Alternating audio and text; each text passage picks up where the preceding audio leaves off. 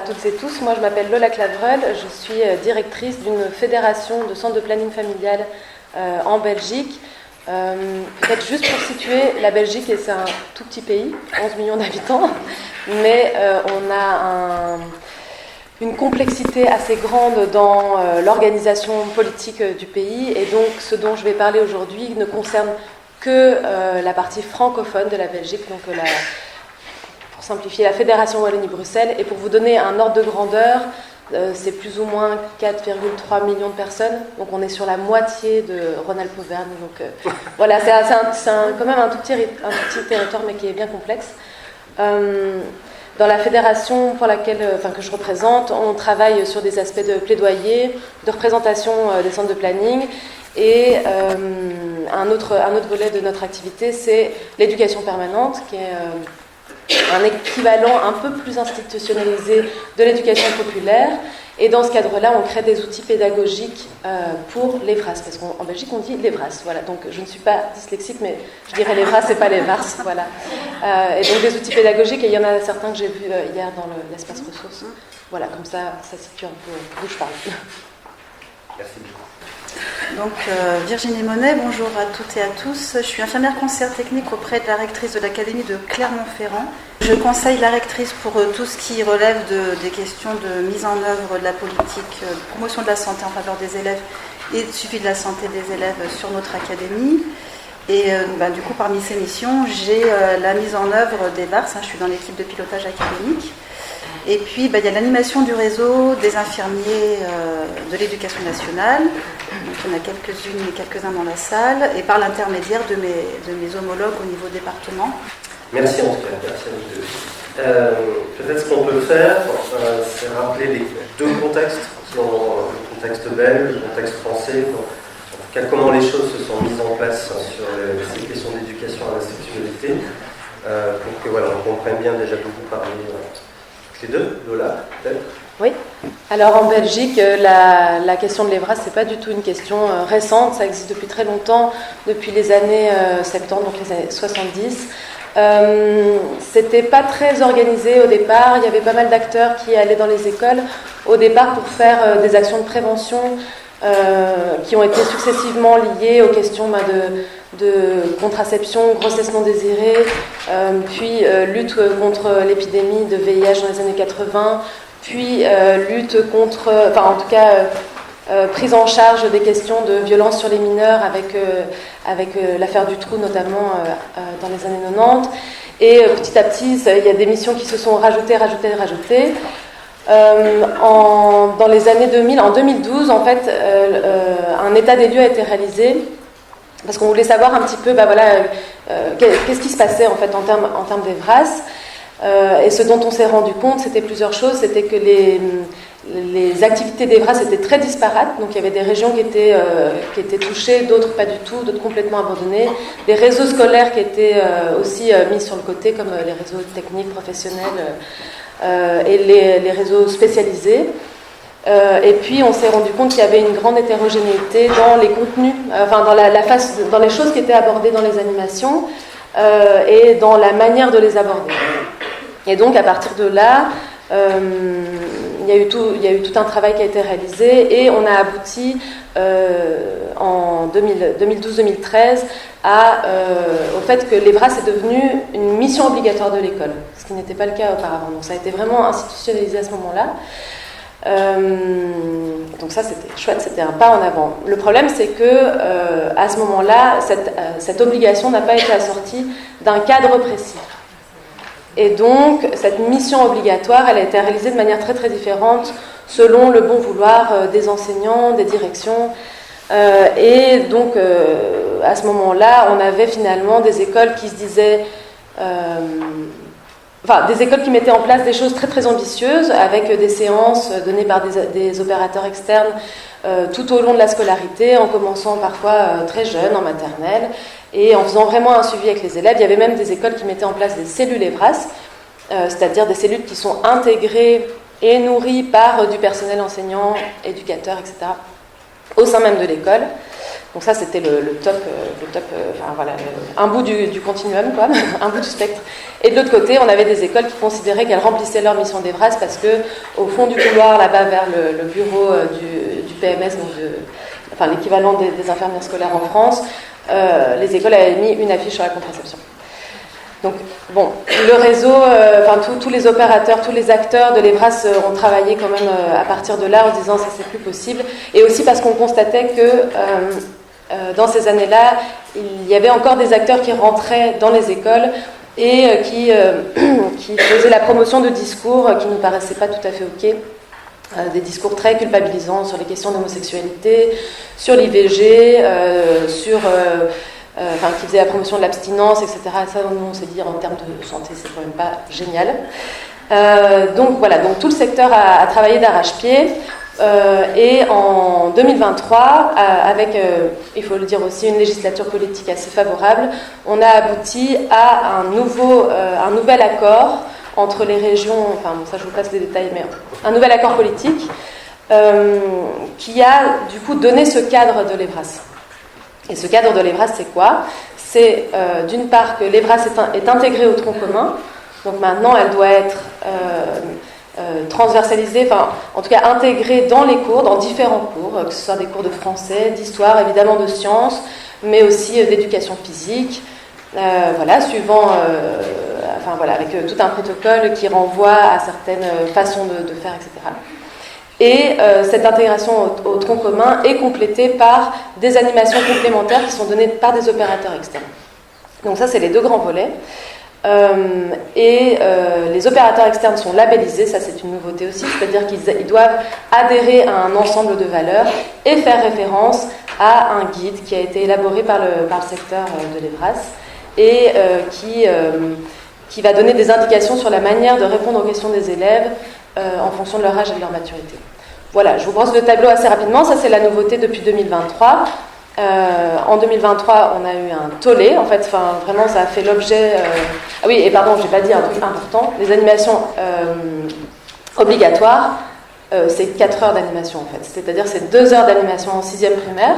C'est l'équivalent de la 6e. Voilà. Et 2 heures d'animation en 4e secondaire, c'est l'équivalent de la seconde chez vous. 4 heures d'animation obligatoire sur une scolarité où les élèves sont présents 16 000 ou 17 000 heures. Vous voyez un petit peu l'étendue du truc. Et ça a suscité un tollé. En fait, on a fait face à vraiment une énorme polémique liée en partie au guide Evras. On a eu quand même plusieurs écoles qui ont été incendiées. On a fait face à des manifestations importantes au moment du vote de cet accord. Mais donc maintenant on avance à partir de ça et c'est ça notre nouveau cadre en Belgique et puis on aura l'occasion de revenir sur les polémiques et tout ça.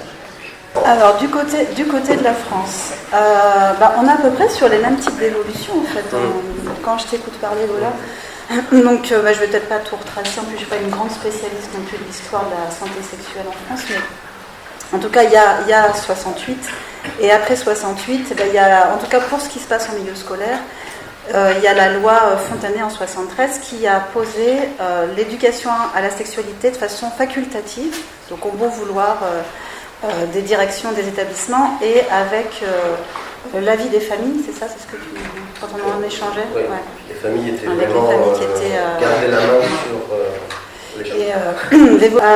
En fait, tout ce qui se passe au niveau de l'école, les circulaires de mise en œuvre de tout ce qui relève de la promotion de la santé est très imprégné du contexte sociétal et politique, mais comme en Belgique. Et donc, toutes les lois, notamment sur l'évolution sur l'IVG, ça a fortement aussi imprégné nos différentes circulaires éducation nationale pour tout ce qui relève de l'éducation, en tout cas à l'époque, à la sexualité. Les années SIDA, tu l'as dit, qui ont fortement aussi imprégné. Donc, sur le côté, on va dire, un peu plus positif, c'est une circulaire de Ségolène Royal qui demandait donc, à ce qu'il soit dispensé une information sur le VIH dans les établissements scolaires. Et puis, il y a 2001, nous, c'est la loi de 2001, qui a posé l'obligation de 3 séances par an et par niveau de classe, par niveau d'âge, sur l'éducation à la sexualité. Et comme toute loi qui sort en France, c'est accompagné de textes réglementaires pour mettre en application. Donc on a eu une succession de circulaires sur l'éducation à la sexualité qui aussi ont fait l'objet de fortes contestations de la part de différents groupes divers et variés de parents contestataires qui essayaient de mettre à mal. Donc c'est là où il y avait eu dans le débat public la question de on va forcer les enfants de maternelle à se masturber. Enfin, voilà. Donc on a eu tous ces débats-là dans la sphère publique. Et puis on a donc, plusieurs circulaires, dont une aussi qui est intéressante en 2022 sur la question de la prise en compte des élèves en parcours d'identité de genre dans les établissements scolaires, comment est-ce qu'on les accompagne, comment est-ce qu'on les intègre. Et puis comme vous, on a eu le constat, et c'est une prise de conscience aussi ministérielle, et puis on a l'inscription de l'IVG dans la Constitution qui permet aussi, on a aussi une conscience politique, malgré un contexte politique qui est plutôt mouvant en ce moment. Mais voilà, cette inscription de l'IVG dans la Constitution a aussi enclenché au niveau de notre ministère aussi une réflexion sur comment légitimer EVARS. Inscrire EVARS, parce qu'on est convaincu de la même façon qu'en Belgique qu'elle est nécessaire, on aura l'occasion d'y revenir. Et donc c'est l'inscrire déjà de façon réglementaire pour répondre à la loi de 2001. Donc il y a des textes qui l'accompagnent. Un programme, pareil, qui permet de la maternelle jusqu'à la fin lycée de bien décliner sur plusieurs axes, avec par compétences et connaissances tout ce qui doit être dispensé auprès des élèves. Et puis tout un parcours de formation qui doit être mis en œuvre pour accompagner les adultes qui vont intervenir. Donc, par contre, il n'y a pas eu de rejet de ce programme-là. Il a été adopté à l'unanimité au niveau ministériel avec des fédérations de parents d'élèves qui l'ont adopté. Les élèves eux-mêmes légitiment l'école comme dans son rôle de traiter ces questions-là. En éducation à la vie affective, à la sexualité sexuelle, mais des informations qui soient robustes, scientifiquement prouvées et éprouvées, avec des adultes qui soient formés, et certainement pas, et ça a été dit hier, d'aller interroger ou juger leurs pratiques, mais en tout cas partir de leurs questions, répondre à leurs questions et permettre aussi une réflexion et une prise de recul sur ces questions-là. Donc c'est en ça que c'est intéressant. Et finalement, on n'a pas eu tant de contestation que ça. On a eu parce que notre ministère a fait les choses où il y a d'abord eu effectivement cette consultation approuvée à la majorité, et donc une large communication ministérielle sur l'arrivée du programme EVARS, et puis le Conseil supérieur des programmes qui a travaillé sur le programme avec tout un groupe d'experts, des médecins, des sociologues, des professionnels sur le champ de la santé sexuelle, des pédagogues, des politiques. Pour le coup, donc, le Conseil supérieur des programmes a aussi communiqué largement sur ce projet de programme. C'est là où on a eu les premières contestations des mêmes groupuscules qui déjà réagissaient il y a des années en arrière. Et du coup, le ministère a pu réajuster sa communication. Et là, au final, on a pour le moment, enfin, en tout cas pour mon académie, on a eu mai-juin, quand on a commencé à évoquer VARS, à communiquer de l'affichage sauvage au niveau des écoles, mais du coup, on a une ligne de conduite sur savoir comment réagir pour protéger aussi les équipes des établissements scolaires et des écoles qui seraient confrontées à ce type de réaction. Et là, pour le moment, avec la rentrée scolaire, on n'a pas, en tout cas pour mon académie, je ne sais pas pour les autres, mais il n'y a pas pour le moment de contestation très franche. En tout cas, il y a deux contextes qui ne sont pas si différents que ça, effectivement.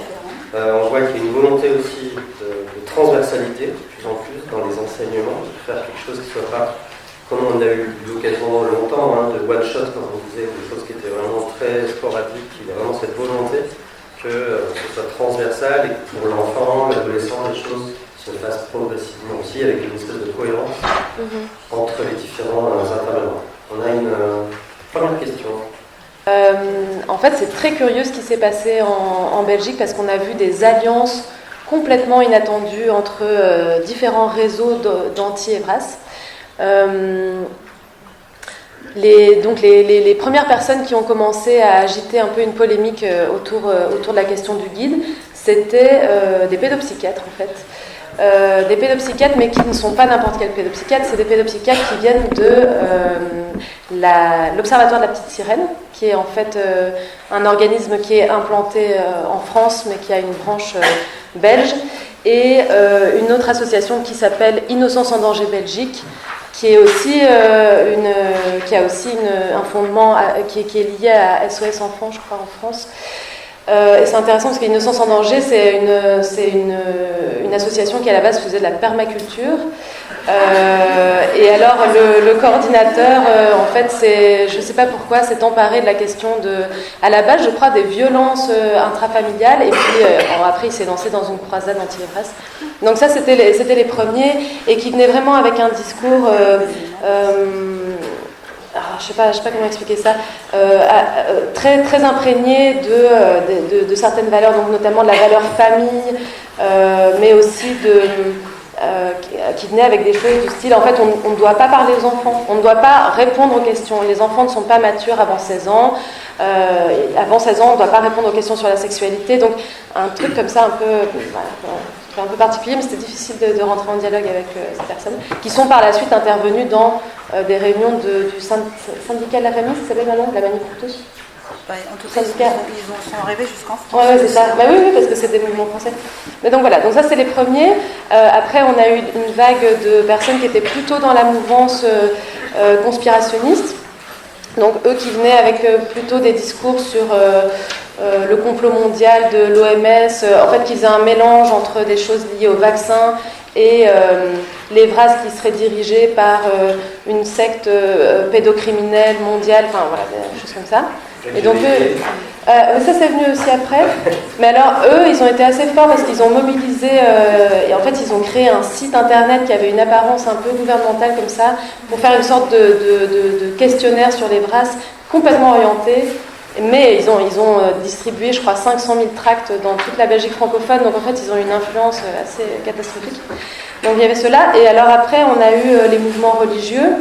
Donc on a eu la chance d'accueillir Alain Escada. Je ne sais pas si vous connaissez Alain Escada, le président ou le directeur de Civitas. Donc à nouveau, c'est le mouvement Manif pour tous en France qui sont venus à Bruxelles pour manifester. Merci beaucoup.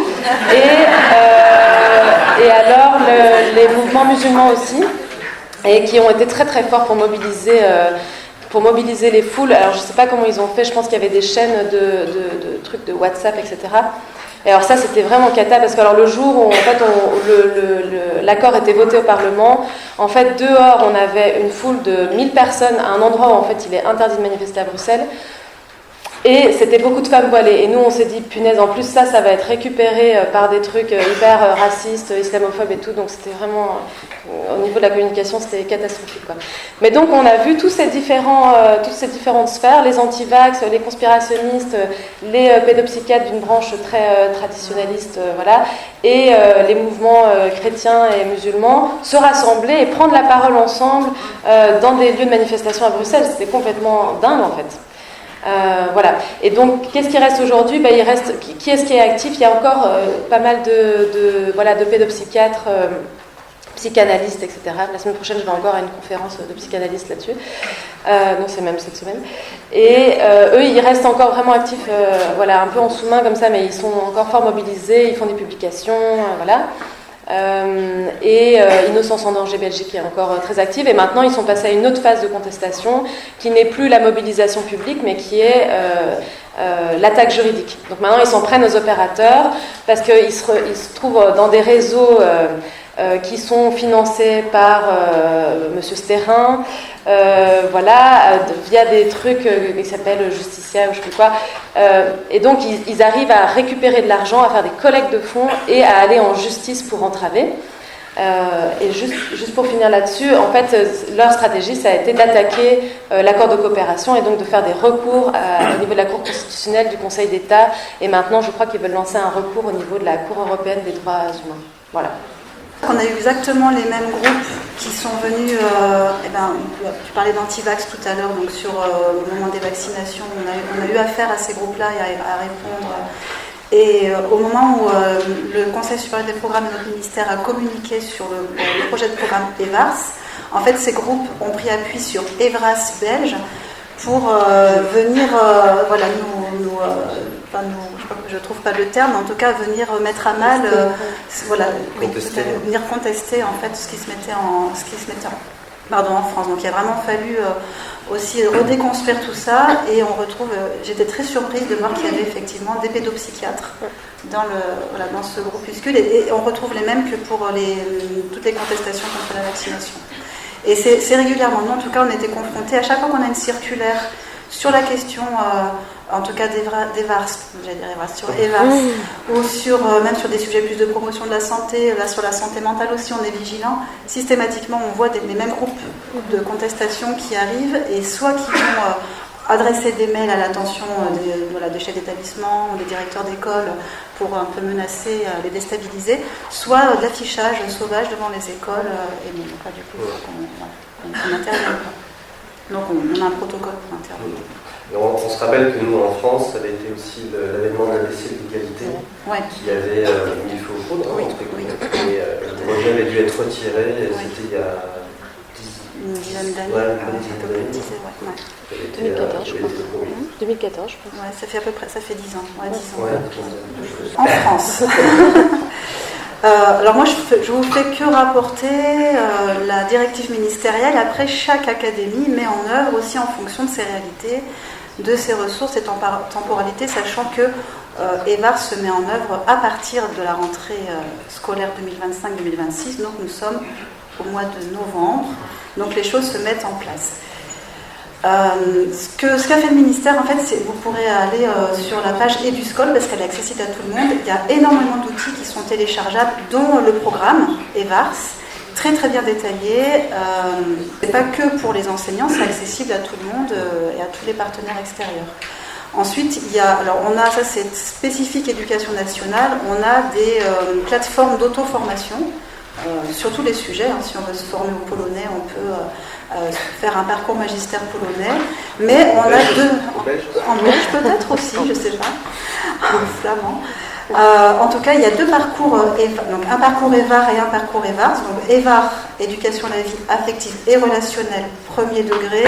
Le sexualité était volontairement enlevée pour pas justement éviter toutes ces contestations et toutes ces confusions et puis que ça vienne nous mettre à mal la mise en œuvre. Et EVARS, vraiment sur le second degré, donc éducation à la vie affective, relationnelle et à la sexualité. Donc ces deux parcours-là sont pour les personnels de l'éducation nationale, quels qu'ils soient.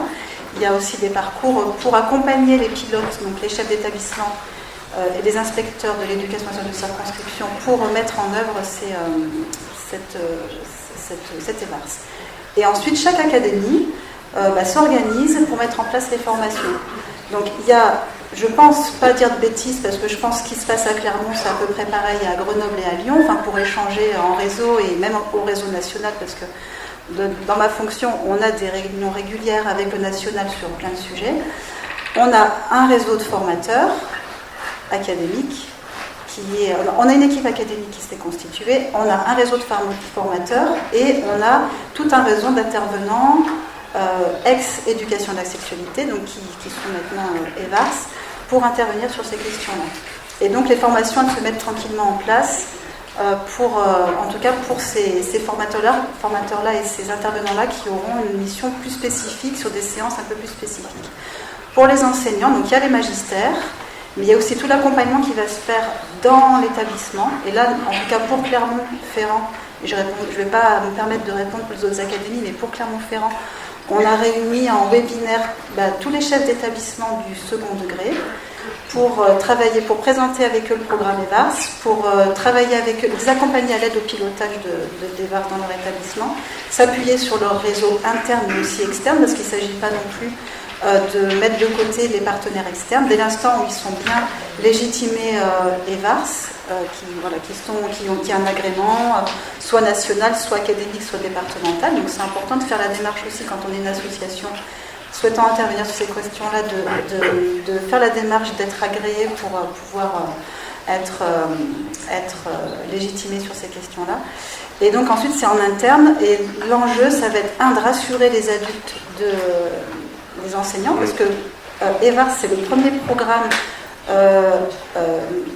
c'est le premier programme du système éducatif français, et en fait les enseignants sont en première ligne pour la mettre en œuvre, mais parce qu'on part de l'existant, donc des enseignements des champs disciplinaires, y compris l'EPS, l'art plastique, etc., les maths, qu'est-ce qui est déjà traité dans les enseignements disciplinaires qui ont un lien finalement avec une notion d'EVARS à faire intégrer, en tout cas à travailler avec les élèves.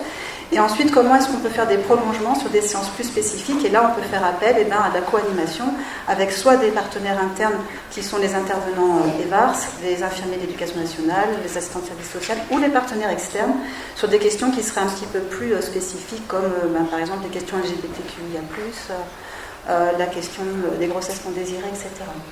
Donc voilà, les choses se mettent tranquillement en place et vraiment le gros enjeu, c'est de rassurer et de dire que ce n'est pas quelque chose en plus, parce qu'il y a énormément de choses qui se faisaient déjà et qui se font. C'est vraiment partir de l'existant, voir ce qui est déjà en place dans les enseignements et comment on peut tirer des fils et ensuite faire des prolongements et bien sûr en accord avec le programme qui est toujours en fonction à la fois des programmes scolaires, de tous les champs disciplinaires, et aussi par rapport à l'âge, à la maturité des enfants, et avec des concepts qui sont un peu transversaux, enfin des notions transversales à traiter, sur la notion de consentement, enfin, on y reviendra peut-être tout à l'heure. Et j'ai toujours pas de micro comme ça. Il y a une évaluation programmée à un moment donné. Alors le ministère va surveiller ça de très près. Donc il y aura des enquêtes qui seront faites. Je vais pas parler du premier degré, parce que le premier degré c'est l'enjeu. Et là on est en train de construire avec les inspecteurs de l'éducation nationale au niveau pédagogique. On est en train de construire les parcours de formation. On a testé quelques parcours de formation sur les directeurs d'école qui ensuite vont décliner EVAR dans les classes. Et sur l'évaluation, c'est le ministère en fait qui va suivre la mise en œuvre, à la fois sur le nombre effectif de séances qui vont être réalisées. Donc il faudra aussi que les pilotes soient en capacité de dire effectivement là telle et telle notion a été traitée, telle et telle séance. Et après aussi sur les difficultés de la mise en œuvre, plus le côté après qualitatif. Et donc au niveau rectorat, il faut aussi qu'on réfléchisse, en tout cas nous clairement, je ne sais pas nous à Grenoble et puis les autres académies, mais sur comment nous on va aussi suivre la mise en œuvre et les circonscriptions et les établissements scolaires. Je regarde ma collègue de Lyon, mon homologue de Lyon. Lola, sur la formation. C'est une bonne question. En fait, sur la formation, donc moi je m'occupe plus spécifiquement de la formation des opérateurs externes à l'école. Sur la question de la formation des profs, honnêtement, c'est assez opaque.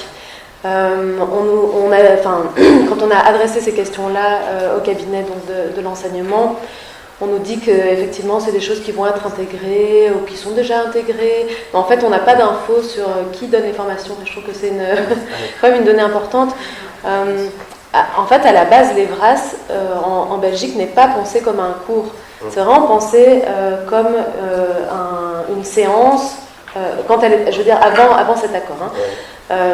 Comme une séance qui est mise à disposition des élèves pour être un espace de discussion, un espace d'échange, un espace de débat et un espace d'information, mais dans lequel les animateurs et animatrices ne viennent pas avec un programme justement, mais vont vraiment se fonder sur les préoccupations des élèves pour construire la séance et être vraiment dans quelque chose de très adapté et très sur mesure. Là, la logique, elle est vraiment différente puisqu'on l'inscrit dans le tronc commun. Donc, sur le site d'enseignement.be, effectivement, on trouve un petit guide qui permet de dire, voilà, si vous êtes prof de sciences ou prof d'éducation physique, parce que il y a eu plein de questions, voilà quel type de sujet vous pouvez aborder et voilà plus ou moins de quelle manière. Mais allez, ça reste un livret de quelques pages et ça n'aborde pas les questions de posture qui sont très chères à notre secteur et tout ça. Et donc aujourd'hui, je ne sais pas vraiment répondre à cette question. Je ne sais pas où est-ce que... Enfin, nous, on a fait quelques interventions dans des formations de jeunes profs. Mais ça reste très sporadique en fait. Et donc aujourd'hui, je ne sais pas vraiment dire si dans la formation continue et dans la formation initiale des enseignants, il y a vraiment quelque chose qui a été intégré. Et donc ça, c'est une vraie question parce qu'alors si ça n'est pas vraiment effectif, alors on retombe sur une logique de ça va être au bon vouloir des personnes qui se sentent suffisamment à l'aise pour aborder des questions liées aux émotions, au corps, à la perception, etc. Voilà. Et sur la question de l'évaluation, donc l'évaluation du programme, donc nous on a 2 ans d'avance, puisqu'on a commencé en 2023. Il y a des évaluations qui sont en cours, mais je ne sais pas s'il y en aura sur elles ne sont pas très qualitatives, elles sont beaucoup quantitatives. Et sur la question de la formation des enseignants, je ne suis pas sûre que ce soit un volet qui soit vraiment intégré dans cette évaluation. Voilà. Donc c'est un gros enjeu. Donc effectivement, avant l'arrivée du programme EVARS, sur la mise en œuvre des séances d'éducation à la sexualité, on voyait bien que c'était très hétérogène selon les territoires et les établissements scolaires, comme en Belgique, en fonction des dynamiques internes d'établissement, des ressources disponibles. Enfin, il y a plein de raisons qui faisaient que du coup je parle EVARS au présent, était plus ou moins bien mis en œuvre. Et donc on avait l'intervention de partenaires extérieurs, soit agréés ou pas. Et ce qu'on a vu, alors on a aussi le même souci avec la santé mentale et les questions de bien-être, qui sont un enjeu, santé mentale étant la cause, en tout cas en France, grande cause nationale 2025. On voit arriver des demandes d'intervention de professionnels avec des discours qui nous interpellent en tout cas. Les chefs d'établissement, les directeurs d'école, et puis in fine, finalement, nous c'est une rectrice, la rectrice de l'académie, sont garants de la parole qui est portée auprès des élèves. Et à ce titre, on doit être très vigilant sur les intervenants qui interviennent dans l'enceinte de l'école. On se doit aussi d'être très vigilant sur le partenariat extérieur, et on voit que autant sur les questions de bien-être, santé mentale et de santé en général, mais sur les questions EVARS, on a des demandes d'intervention qui peuvent être sur des discours assez limites, qui peuvent apporter des discours qui ne prônent pas en fait nos discours de promotion de la santé. Sur la question d'égalité filles-garçons, sur les questions d'accès aux soins par rapport à la prévention des grossesses non désirées, sur la lutte des IST. Donc on est très vigilant, et c'est pour ça qu'on a cette vigilance-là et qu'on fait attention. Donc ce qu'on souhaite, c'est non pas mettre de côté les partenaires extérieurs, en plus ceux avec qui on a l'habitude de travailler et qui font leurs preuves, c'est de travailler ensemble pour mettre en œuvre ce programme. Et quand même, au final, c'est quand même bien au service de l'élève, enfin de l'enfant, de l'adolescent, puisqu'ils sont dans un processus de construction, de découverte, et pour être des adultes de demain, et on vise quand même à leur épanouissement, à leur bien-être, mais on fait très attention à la parole qui est portée. Donc, en tout cas, en tant qu'intervenant extérieur, soit issu de milieu associatif, soit de milieu institutionnel, généralement, on a des conventions de partenariat, et ça, c'est travaillé aussi avec nos ARS. C'est important de se faire connaître au niveau départemental ou au niveau académique et au niveau national. Par exemple, le planning familial, il n'y a pas de discussion, c'est un partenaire identifié au niveau national, on travaille avec. Promotion santé aussi.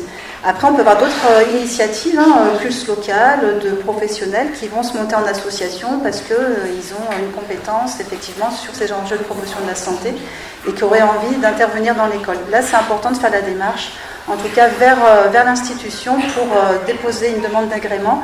Et ensuite, il y a une commission qui étudie cette demande-là. On va même, quand on peut, on se déplace, voir les animations. C'est pas pour vous embêter, mais c'est vraiment aussi pour veiller à la parole qui est portée, et puis éviter aussi que ça nous mette en vrac EVARS avec des risques de contestation qui remonteraient massivement, parce qu'on a quand même tous des représentations et des sensibilités différentes, et il faut qu'on soit très prudent. L'écho à ce qui était dit avant sur ce qui s'est passé dans le contexte précédent. Non, je voulais répondre pour la Belgique, mais... oui, c'est ça, ouais. Donc, comme je l'ai dit tout à l'heure, dans l'accord de coopération qui a été passé en 2023, il y a eu cette idée de donner un label, de pouvoir labelliser certains opérateurs qui seraient les seuls à pouvoir intervenir en milieu scolaire. Et donc, il y a deux catégories d'opérateurs qui ont été repris. Il y en a plusieurs qui ont été repris d'office, automatiquement.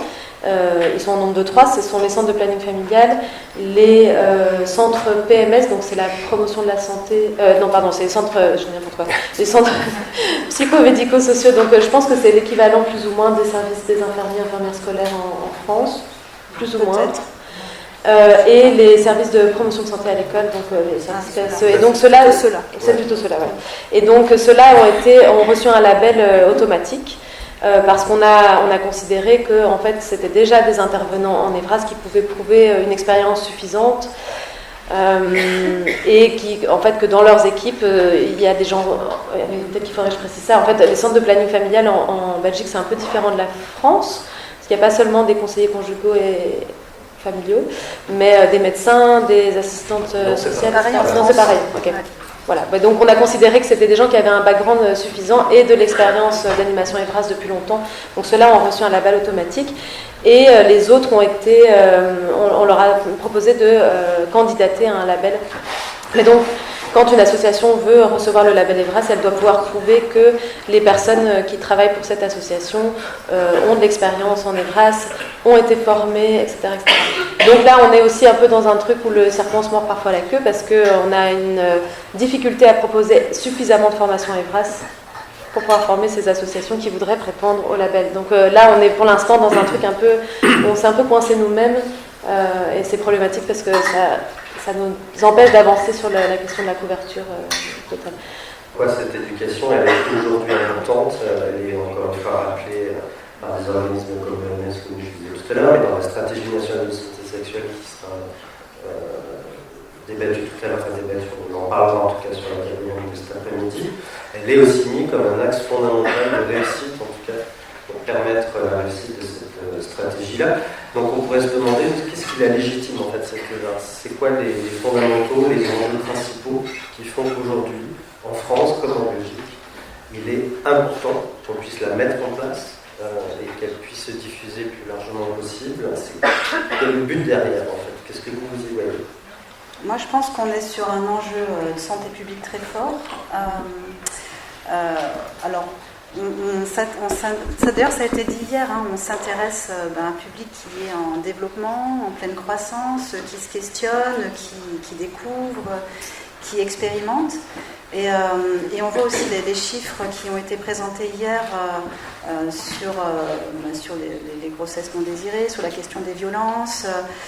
On a une société qui est en plein mouvement et qui avance sur ces questions-là, et en même temps, on voit quand même dans la contradiction qu'il y a quand même la place des femmes, et on sait hein, que dans des contextes sociopolitiques qui sont compliqués, on sait que les droits des minorités sont souvent remis en cause, donc les femmes en première ligne. Donc c'est important dès le plus jeune âge, il me semble. Hein, c'est un des enjeux, c'est de à la fois travailler les questions de santé en général, hein, dans sa définition, et pas que biologique. Hein, on est sur des individus qui se construisent au niveau psycho-émotionnel, social.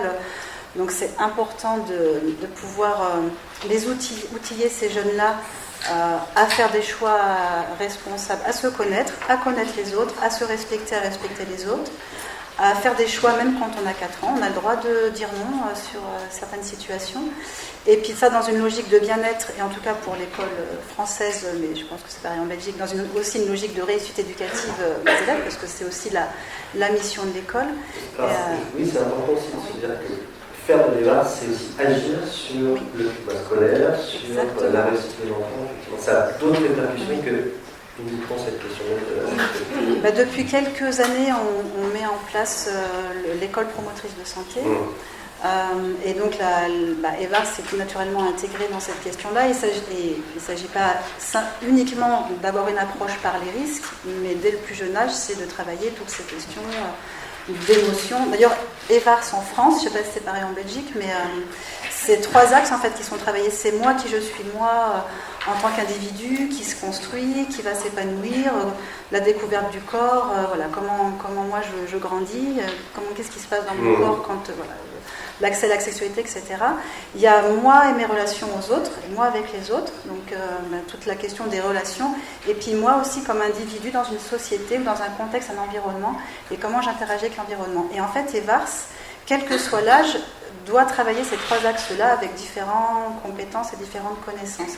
Et je trouve que c'est là que c'est intéressant, parce qu'on n'a pas que cette approche biologique, on a toute cette approche émotionnelle, sociale, psycho de l'enfant, qui est travaillée dès le plus jeune âge. Et c'est là aussi où c'est des leviers forts pour nous d'éléments de langage quand on est face à des contestations. Il faut dire, regardez dans le programme, au final, parce que les contestations arrivent surtout sur le premier degré, moins sur le second degré, c'est regarder dans le programme, au final, à quel moment on parle de sexualité à un enfant qui est en maternelle ou en primaire.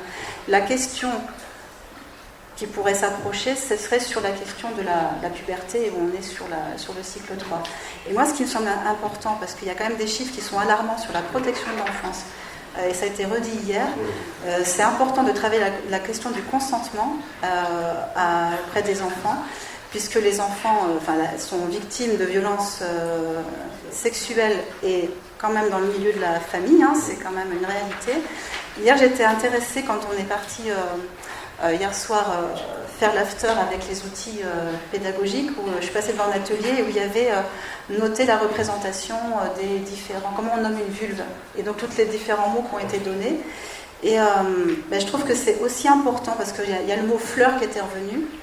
Ça me semble important aussi de partir effectivement des représentations des enfants, de comment ils nomment les choses, et ensuite de renommer scientifiquement le mot, parce qu'une fleur c'est joli, une fleur ça se cueille, et si j'ai 5 ans et que je nomme ma vulve une fleur, si je n'ai pas intégré la notion de consentement et l'interdit, je peux effectivement permettre à un adulte malveillant de venir cueillir ma fleur. Donc je trouve qu'en ça, Évar est important dès le plus jeune âge pour travailler la question du respect de soi et des autres, l'intégration des interdits, pour moi mais aussi pour les autres, l'intégration des limites. Et l'école, c'est un des gros milieux de vie des élèves, c'est un lieu de construction, de sociabilisation, et en ça je pense que l'école, c'est un lieu de prévention et de protection, et en ça l'école a tout son rôle à jouer dans cette mise en œuvre-là.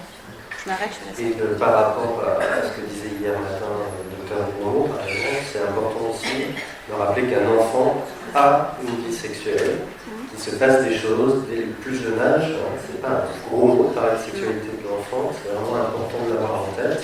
Donc évidemment, on ne parle pas de sexualité de l'enfant comme de la sexualité de l'adulte. Mais c'est aussi répondre petit à petit à ce qui se passe, que tu disais, dans le corps, dans la tête, et qui n'est pas tout à fait facile à gérer. Le consentement, ça ne s'arrête pas non plus qu'à des questions de violence sexuelle. C'est pour ça que c'est enseigné dès le plus jeune âge.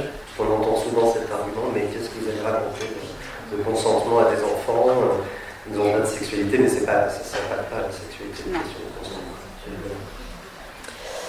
Pour compléter, mais on se rejoint très fort, je pense, sur les objectifs, mais il y a vraiment, j'aime bien ce que tu as amené sur la dimension finalement de citoyenneté, en fait. C'est un espace de construction de comment on va vivre, apprendre à vivre avec les autres, à composer avec les autres dans le relationnel. Je pense qu'il y a un enjeu massif de lutte contre les violences, ça c'est clair. On a suivi de très près tout ce qui s'est passé au niveau de la Ciivise en France. On n'a pas encore l'équivalent en Belgique, mais en fait les chiffres sont tellement effarants que je pense que l'Evra fait partie des instruments de lutte, mais aussi peut-être parfois de repérage, sous certaines formes.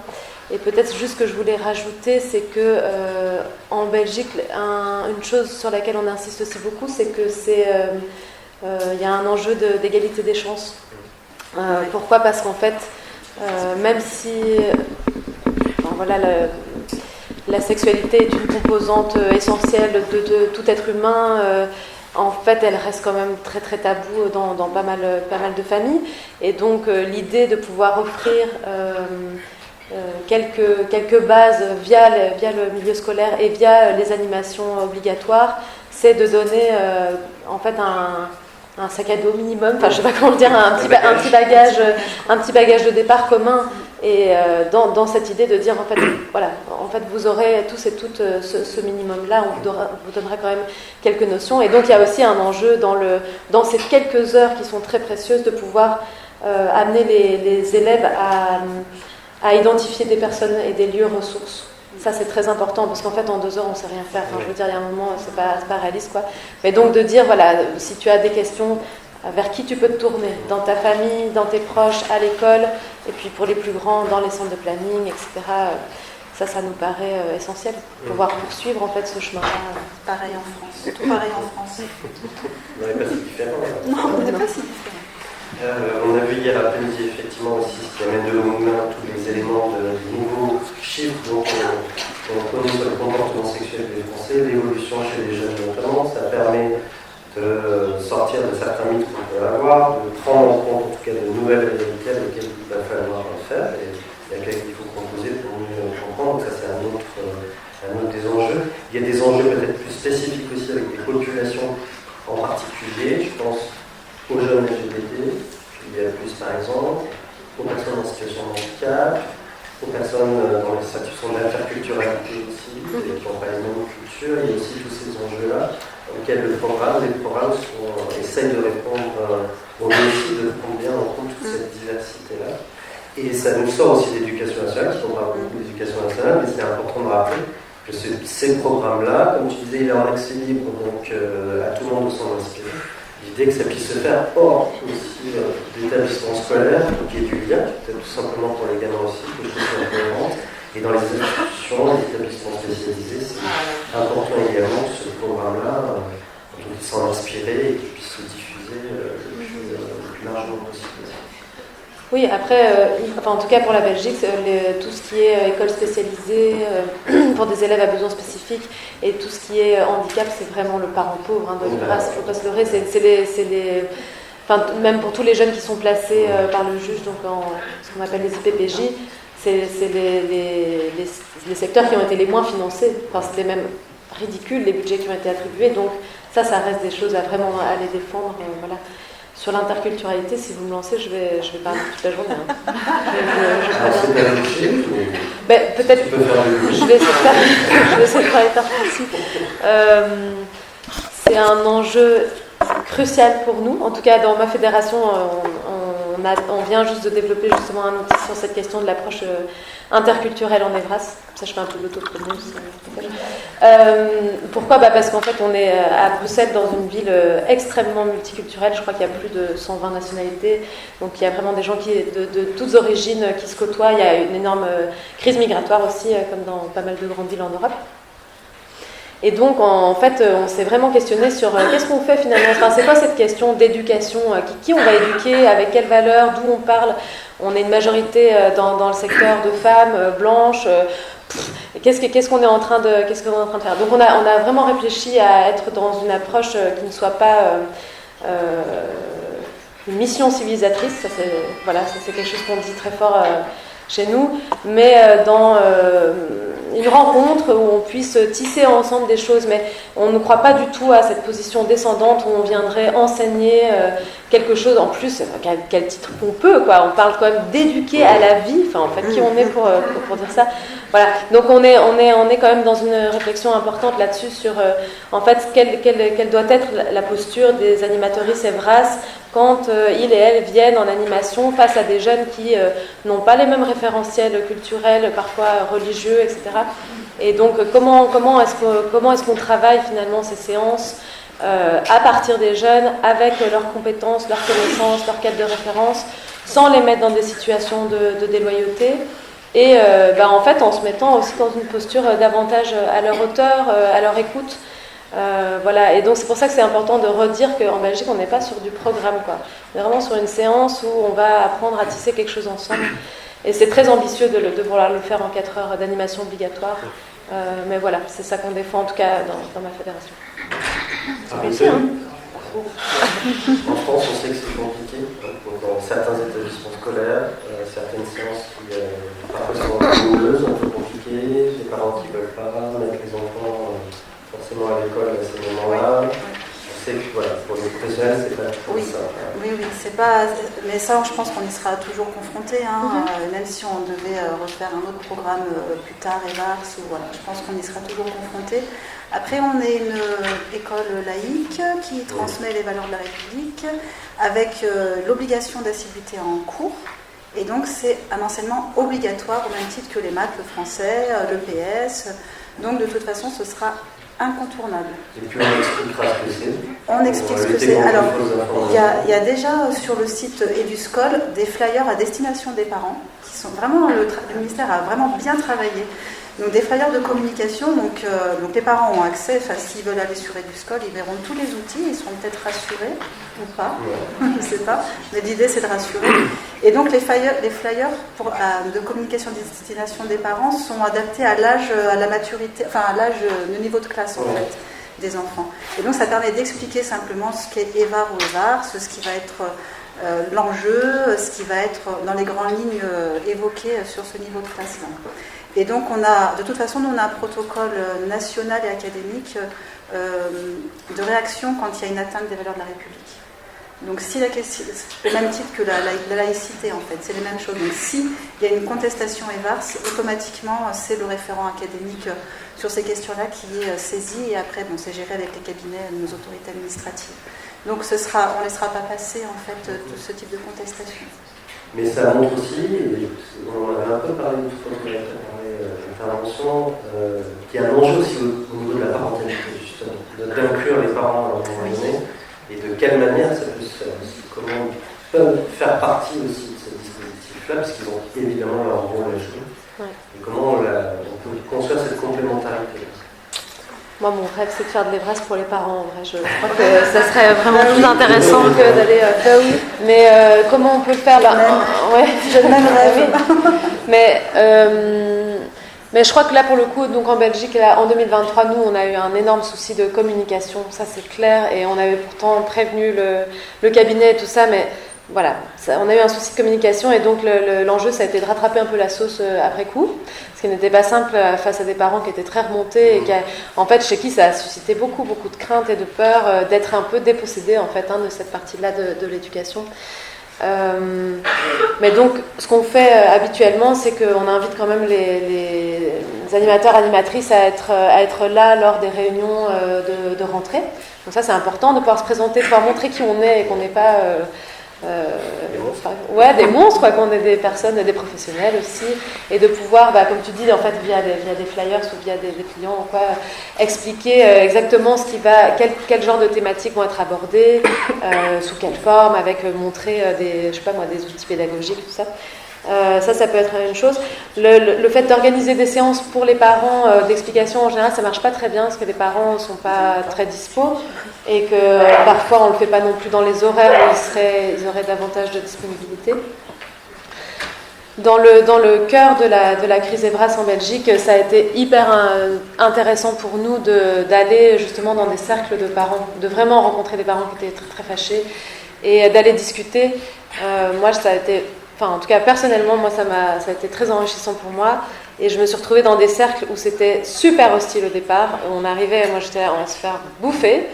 Et en fait, en se mettant à nouveau dans le cercle, en tant que parent aussi, se mettre, en disant, moi je suis concernée aussi, mes enfants vont recevoir de l'EVRAS. Et donc, en discutant comme ça, en fait, c'était génial parce que donc déjà, c'est que des mères qui viennent à ces groupes, il n'y a pas de papa.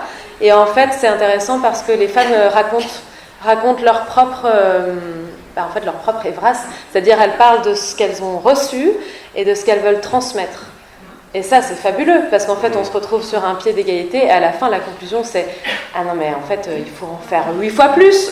On veut qu'il y ait beaucoup plus de séances, parce que c'est important, parce que, il y a tous des enjeux de violence, d'émancipation, etc., qui ressortent. Et donc, à la fin, on est d'accord, mais ça demande beaucoup de temps, mais c'est super. Mais il faut faire plus. Une question. Nous, on a les fédérations de parents d'élèves avec qui on travaille et ces fédérations de parents d'élèves ont été consultées au moment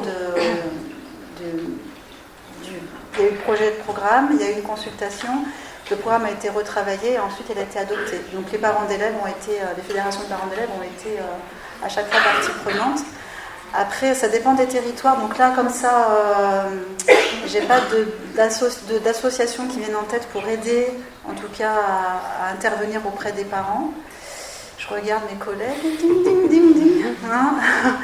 Mais par contre, c'est vrai que le flyer, c'est un appui, en tout cas pour les équipes, pour communiquer auprès des parents. L'enjeu, il est pas... sur le second degré, on n'a pas eu tant de réactions que ça, parce que finalement, les parents... parce qu'à chaque fois qu'on a fait d'éducation à la sexualité dans le second degré, des fois les parents ne le savent même pas, et puis finalement, ça passe. S'il y a des contestations, c'est à la marge, et... c'est plutôt le premier degré. Et en fait, l'enjeu du premier degré par rapport aux parents, c'est de rassurer sur le contenu du programme, parce qu'au final, il n'y a pas plus d'éléments qui sont apportés que ce qui se faisait auparavant. C'est juste que là, il y a un cadre qui est posé pour aussi obliger à ce que, tu parlais de l'équité, l'accès à la formation, pour que tous les enfants qu'on soit, je parle pour mon académie, hein, dans une toute petite commune du Cantal, qui est un petit département rural montagneux, très joli pour la rando d'ailleurs, mais en pleine ville de Clermont, on sait que l'accès aux soins, c'est pas la même, l'accès à l'information non plus, donc voilà, pour qu'il y ait un accès à cette information, enfin qu'il soit équitable. Donc l'enjeu, c'est quand même de rassurer les parents sur ce qui va être apporté à leur enfant, en tout cas sur ce qui va être, la parole qui va être portée. Et donc on va voir que finalement ça tourne autour des émotions, des compétences psychosociales, ma relation avec les autres, et puis petit à petit on arrive sur la connaissance du corps jusqu'à la puberté.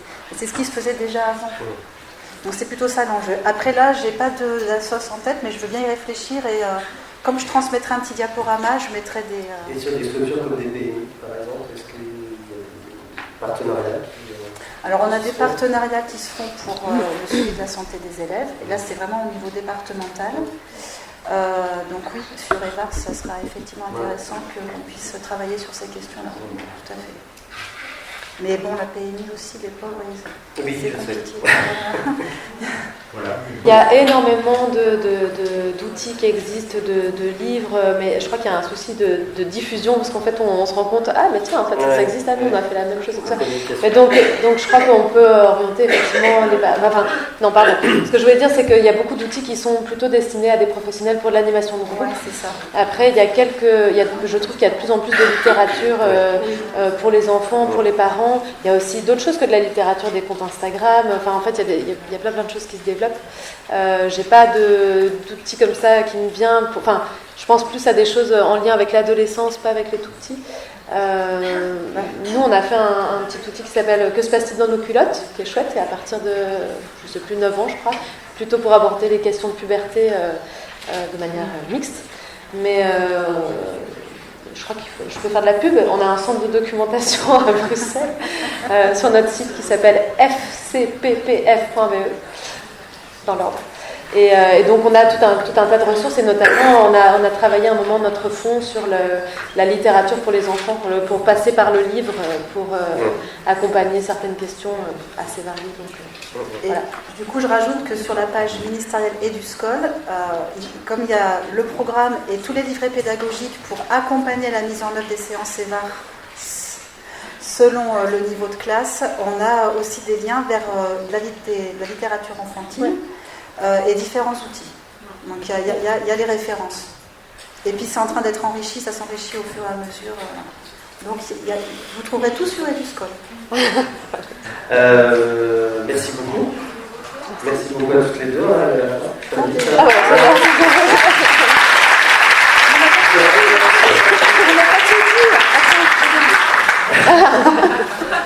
En tout cas, pour toutes celles et tous ceux qui sont là, l'idée c'était aussi de se dire il y a une légitimité à vraiment apprendre pour faire cette éducation-là. Chacune à son niveau peut faire quelque chose. Là, c'est pas encore une affaire de spécialistes. Parfois, on en a besoin. Mais sincèrement, qu'on soit éducateur, qu'on soit professionnel de santé, qu'on soit dans l'enseignement, qu'on soit dans l'associatif, chacun et chacune a sa part à jouer dans cette éducation. Et c'est vraiment important, moi je me bats beaucoup là-dessus aussi pour dire voilà, on peut tous et toutes faire quelque chose. Dans notre travail quotidien, on n'a pas parlé des compétences psychosociales, mais elles sont extrêmement liées à cette débat. À chacun, à chacune, vraiment s'emparer de tout ça, vous êtes tous et toutes légitimes à le faire, et plus on sera nombreux, mieux ce sera. Voilà.